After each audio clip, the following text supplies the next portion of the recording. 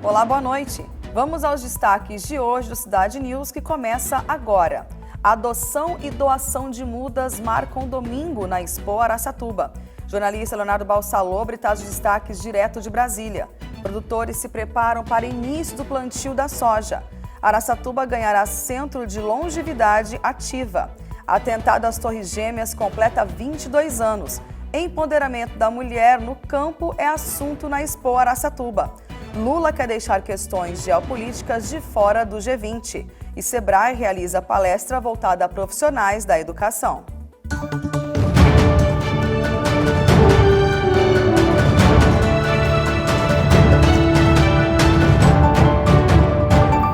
E cerca de 2.000 mudas de árvores nativas do bioma Mata Atlântica foram adotadas por empresas e pessoas físicas, assim como doadas a visitantes que passaram pela Expo 2023 entre os dias 6 e 10 deste mês.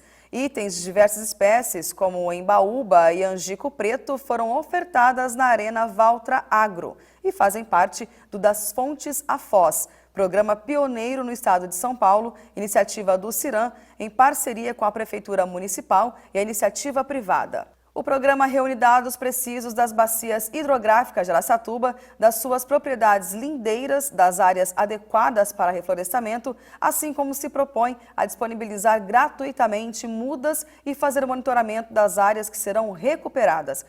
O objetivo inicial da entidade é restaurar as APPs das propriedades dos seus associados. Trata-se de uma solução gratuita para o produtor rural filiado à entidade, já que a restauração é uma exigência imposta por lei. E de Brasília, o jornalista Leonardo Balsalobre traz informações sobre o início do julgamento dos réus dos atos do 8 de janeiro e a repercussão da fala do presidente Lula sobre não prender o presidente da Rússia, Vladimir Putin, caso venha para o Brasil. Boa noite, Leonardo. Oi, Dani, muito boa noite para você.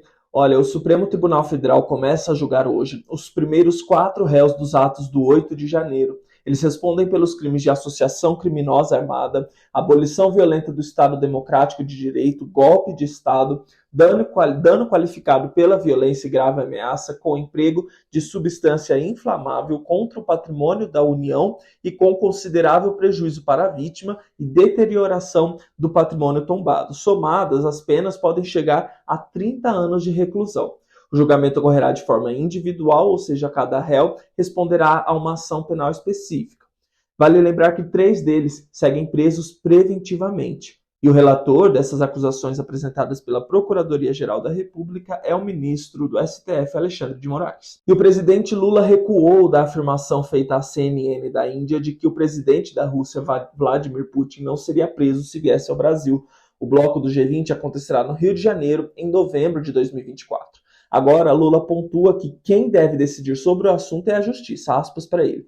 Quem vai decidir é a justiça. Não sei se a justiça brasileira vai querer prendê-lo, fecha aspas. Toda essa polêmica, Dani, se deve à participação do Brasil no Estatuto de Roma, que criou o Tribunal Penal Internacional e que tem 123 países signatários. O Brasil aprovou esse estatuto em setembro de 2022, no último ano do governo FHC.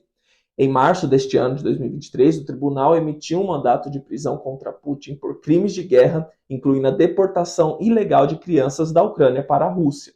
Lula disse, aspas, os Estados Unidos não são signatários, Rússia, Índia, China também não. Nem sabia da existência desse tribunal, mas parece que os países do Conselho de Segurança não são signatários e só os bagrinhos são, fecha aspas, para o presidente Lula.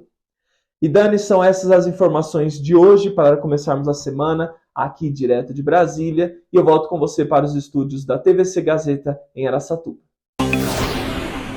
Agricultores do interior de São Paulo estão se preparando para o início do plantio da soja no interior paulista. Flutuações no preço do dólar, a desaceleração da economia chinesa e o fenômeno meteorológico El Niño são fatores que podem impactar na safra e preço do principal grão produzido no Brasil. Em São Paulo, a janela de plantio começa no próximo sábado, mas isso pode mudar nas propriedades devido ao vazio sanitário, controle de manejo determinado pelo Ministério da Agricultura para evitar a contaminação da ferrugem asiática, principal doença da cultura e que, se não for controlada, pode comprometer até 90% da safra. O planejamento para a próxima safra também reflete nas agropecuárias, já que a demanda por insumos agrícola também está em alta. A Prefeitura de Araçatuba publicou a homologação do processo de licitação realizado para contratar empresa para construir o prédio do futuro Centro de Longevidade Ativa. O programa é um projeto do governo do estado voltado ao acolhimento, atendimento e inclusão de pessoas com 50 anos ou mais em situação de vulnerabilidade social.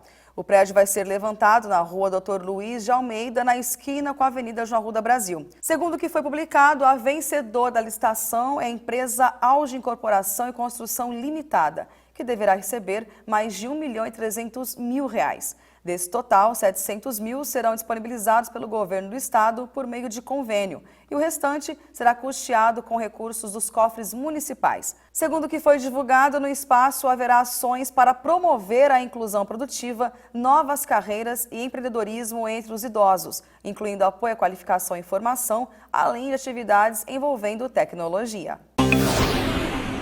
E no dia 11 de setembro de 2021, o mundo testemunhou um dos eventos mais chocantes e trágicos da história recente: o ataque às Torres Gêmeas em Nova York. As torres do World Trade Center foram atingidas por aviões sequestrados por terroristas da Al-Qaeda, marcando o início de uma série de ataques coordenados. Esse terrível acontecimento ocorreu às 8h46, quando o primeiro avião se chocou contra a Torre Norte. Em seguida, 17 minutos depois, às 9h03, o segundo avião atingiu a Torre Sul, causando o colapso de ambas as torres. A sequência das quedas das Torres Gêmeas foi marcada por uma devastação inimaginável. Com as estruturas de aço e concreto, as torres desmoronaram, deixando um rastro de destruição e milhares de vítimas.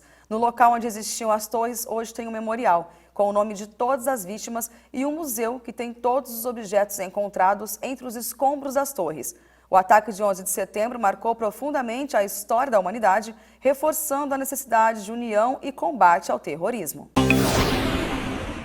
E o presidente Lula assumiu ontem a presidência do G20 com um apelo para evitar que questões geopolíticas sequestrem a agenda do bloco, sinalizando a sua oposição à discussão do conflito na Ucrânia. Ele afirmou que não se pode deixar que questões geopolíticas sequestrem a agenda de discussões das várias instâncias, no encerramento da cúpula de 2 dias em Nova Delhi.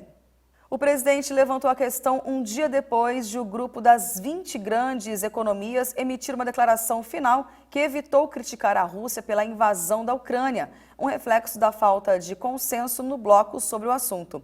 Os Estados Unidos e alguns países europeus queriam a condenação de Moscou, mas não houve consenso, inclusive sobre a presença da Rússia na cúpula. O presidente do Brasil anunciou as 3 prioridades da agenda brasileira do G20. O combate à desigualdade e à fome, o combate à mudança climática e a reforma das instituições de governança internacional. E mais de 100 mulheres saíram emocionadas do painel Semeadoras do Agro, realizado no sábado, último dia do primeiro Summit Ciram, realizada na Arena Walter, no recinto Cliba de Almeida Prado, durante a Expo 2023, a ação contou com a participação de empreendedoras, trabalhadoras, estudantes e também de autoridades como a prefeita de Araçatuba em exercício, Edna Flor. A intenção foi destacar o importante papel das mulheres no agronegócio em todas as etapas da produção, assim como a sua contribuição para o desenvolvimento do setor. Lançado oficialmente em 2022, a comissão é um órgão colegiado de caráter consultivo vinculado à presidência da FAESP, que tem o objetivo de unir esforços em favor do protagonismo das mulheres nas atividades do campo. O SEBRAE, em parceria com a Prefeitura de Araçatuba, realiza na próxima quinta-feira a palestra O Professor e as Relações Socioemocionais no Cotidiano Escolar, com o professor palestrante, tradutor e escritor brasileiro Gabriel Perissé. O evento ocorrerá no Teatro Taticoque às 18 horas. A entrada é gratuita, mas as vagas são limitadas. Faça a inscrição através do site sebraesp.com.br.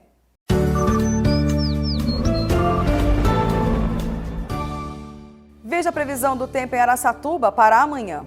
As temperaturas vão variar entre 17 graus na mínima e 35 graus na máxima. Sol com algumas nuvens durante o dia.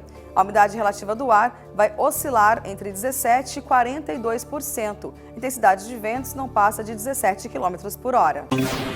Estamos chegando ao final do Cidade News. Obrigada pela audiência. Voltaremos amanhã às 20 horas com mais informações. Tenham todos uma ótima noite e uma ótima semana.